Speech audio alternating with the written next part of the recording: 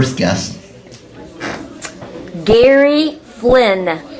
Ladies and gentlemen, would you please welcome Flint's very own historian, Mr. Gary Flinn.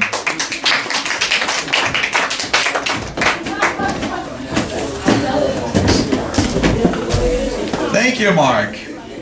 Well, a lot's been happening over the past late March, early April. I took part in some authors gatherings. First at the Flint Farmers Market, where I managed to sell 9 copies of my books. And the following Saturday in Grand Blanc at the McFarland Library, I managed to sell a copy of Hidden History of Flint. And this book still available at many places. Barnes & Noble, the gift shops at the Flint Farce, the Sloan Museum, and at Cortland Center. My trunk, also the usual online sources. Of course, the cover price on this book is $21.99. Only $21.99. And the first book, Remembering Flint, Michigan, is still $19.99. Only $19.99. And I got some great news, if you haven't heard already. I have been committed to write a third book, which will be called Lost Flint. Yay! And how exciting. It's from the same publisher, the History Press, unit of Arcadia Publishing, that also put out my first 2 books.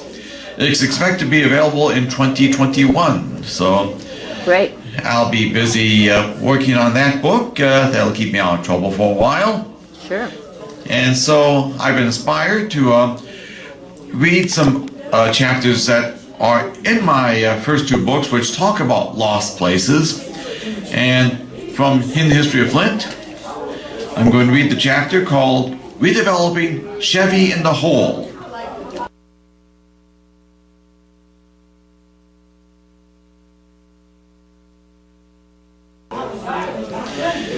After a decade of planning, development of the city-owned portion of the old Chevy in the Hole brownfield south of the Flint River is being developed into parkland dubbed Chevy Commons in a multi-phase project that could take several years to complete.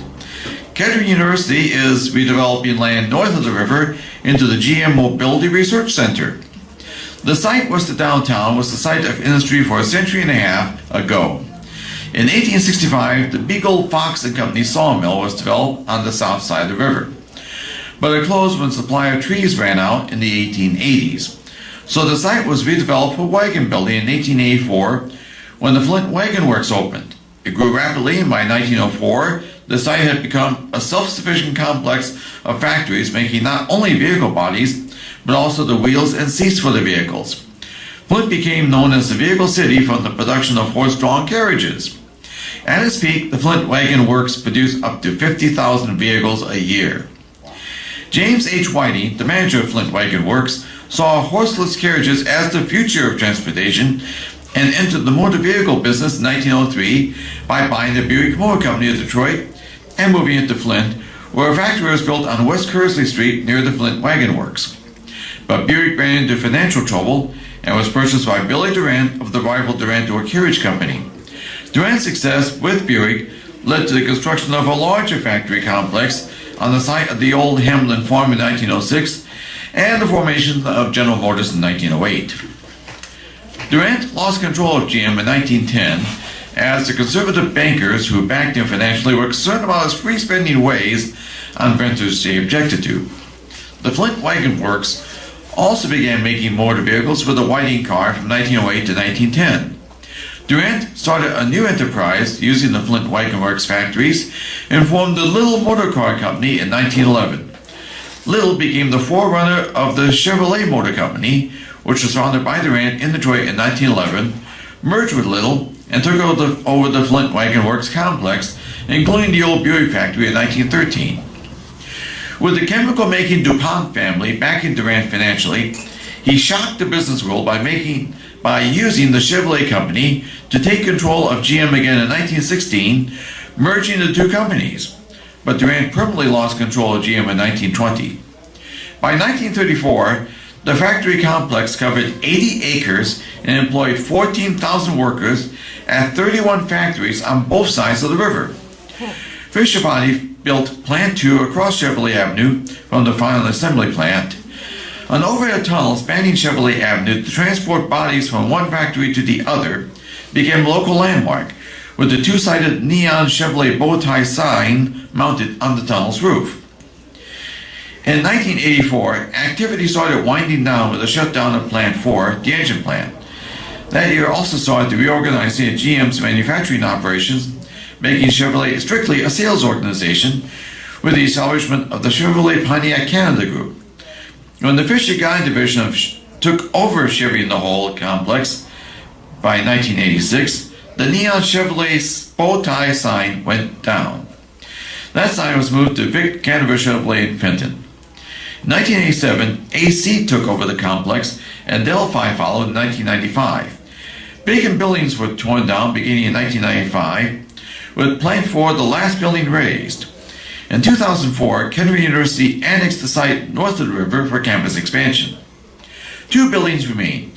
Plant 38 on Stevenson Street is still operated by GM and is now the Flint Tool and Die plant. Plant 35 on the expanded Kettering campus was renovated and became the CS Mott Engineering and Science Center.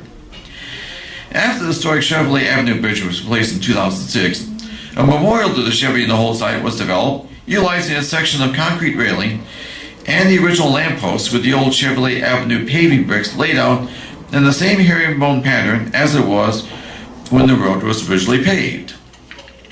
In 2008, the Flint Economic Development Corporation acquired the property for $1 with a quitclaim deed from Delphi Corporation.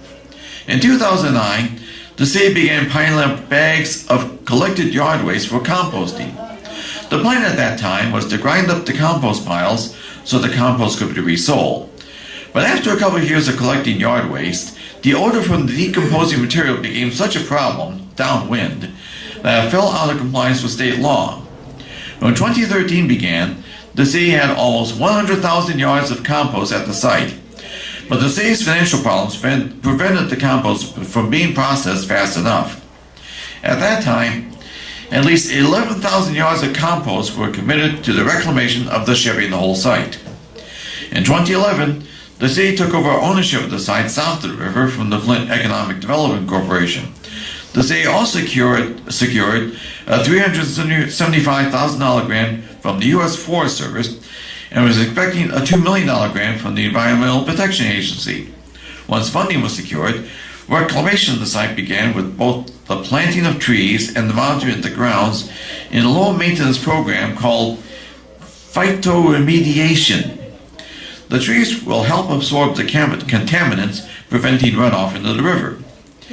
In 2014, the city unveiled a multi-phase plan for the development of the site into parkland dubbed Chevy Commons.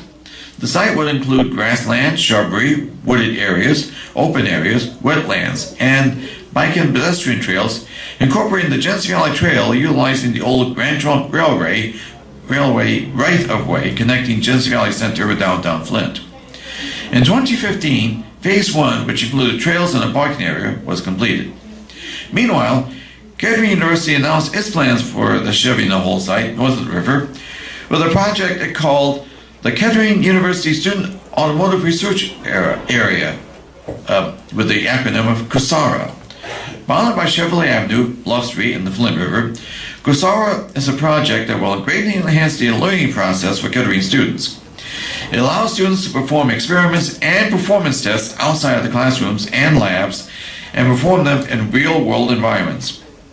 It includes a large autocross area, including a staging pavilion, a Baja track, a rock crawl, and a hill climb, along with a utility building to serve the CUSARA grounds. Very few colleges offer such a product development area.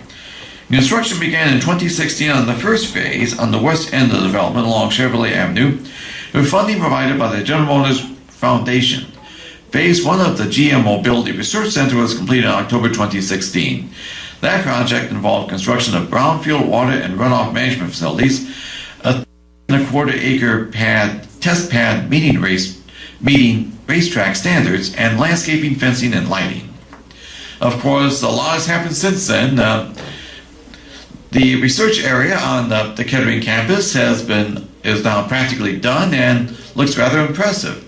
And on the south side of the river, Chevy Commons has been developed even further. And I hope you've been to the parking area right next to Island Drive. Is a parking area for Chevy Commons, and the new bridges for the Genesee Valley Trail, which were put up last fall and officially opened, of course, when the weather gets nicer. I'll be taking that trail and those two bridges. And as a matter of fact, the Genesee Valley Trail now runs from the Genesee Valley Center all the way to Factory 1 in Carriagetown, where it connects with the Flint River Trail. So, and of course, when the weather gets nicer, I'll take my bicycle, my vintage Raleigh 10-speed, and take it over to the recycle shop, whether it's here or at the farmer's market, to get tuned up for the season. And so I'm looking forward to doing that, as well as working on my new Lost Flint book. As the months progress, I'll also talk about, as I may have mentioned, other lost places in the Flint area. So watch for those on future Collab Nights, and I thank you very much.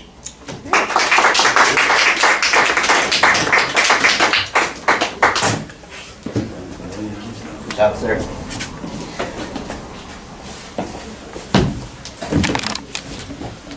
Please give it up for Mr. Gary Flynn. One more time, please. All right.